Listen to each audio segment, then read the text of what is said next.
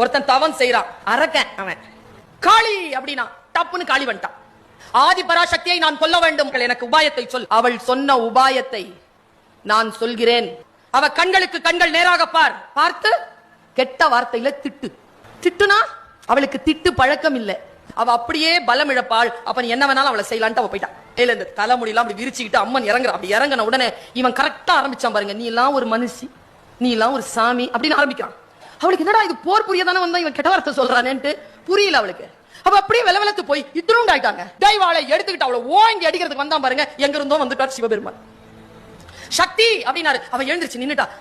நான் சொல்லுகிறேன் அடி, நீ பேரழகி, நீ நிர்வாகத்தில் சிறந்தவள், நீ ஆற்றலில் உயர்ந்தவள், நீ அறிவில் சிறந்தவள், எழுந்து போராடு அவனோட. உடனே எழுந்துச்சு போராடி அப்பவே கொலை பண்றா. அன்றிலிருந்து அவளுக்கு துர்கான்னு பேரு. நமக்கு முன்னால இருக்கிறாள். நம்ம சக்தி நிலையை இழக்கணுங்கிறதுனால தான் கெட்ட வார்த்தையில பேசுறான். அதை இக்னோர் பண்ணிட்டீங்கன்னா அவனை எளிதிலாக ஜெயித்து கொண்டு போகலாம்.